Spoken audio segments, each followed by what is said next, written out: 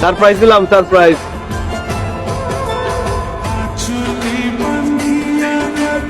সত্যি সত্যি আসলেন? আমি ভাবছি রিঙ্কি আমাকে মজা করতেছে। আমি সামনে পানি পানি পানি পানি মর্জিনা,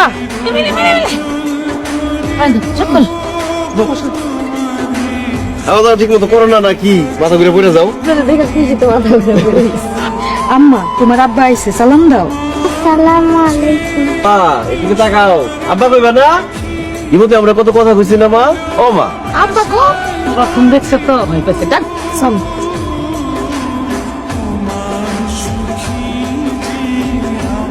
আম্মু চলো, তুমি আজকে আমাকে বাড়িতে ঘুমাইবা।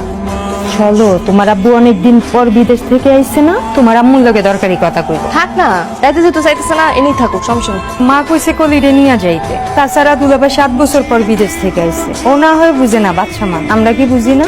আচ্ছা মা, নানির লগে একটু ঘুমাও, বিকালবেলা আমি আর আব্বাসে তোমার লিয়ে হ্যাঁ, মোবাইলটা লিয়ে যাও, কার্টুন দেখতে দেখতে ঘুমায় যাও।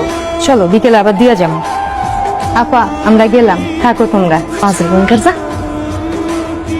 কই আমার জান পাখিটা কই? আমার আম্মা জানি কই? রিঙ্কি আমাকে বাড়িতে লয়ে গেছে। তো বাড়িতে নিয়ে গেছে কেন? এটা এক নজর না দেখলে আমার ভালো লাগে না।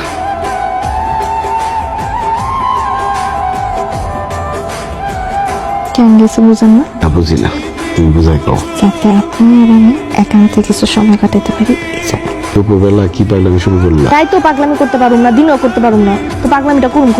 তাহলে ঘটনা এটা না? কি এক কফিন ধরছেন কোন? 7 বছর একবারও ছুটি দেন না। শেফালির জামাই 2 বছরের মাথা দিয়ে ছিল কেমন? ছুটির দিনগুলো জমায় দেশে আসতেও পারি, কিন্তু এত আবেগে আমার ভালো লাগে না। ছুটির দিনে ওভার টাইম করি, তোমার বলি গিয়ে যত খাটাখাটি করি।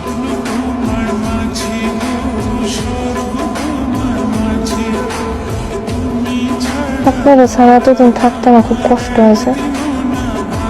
তো আমারও এখন আমার পুকুরে পেটলে সরব, দম বন্ধ মরে যাবো। শোন, দরজা খোলা, কখন কি আয়া পড়ে সরো।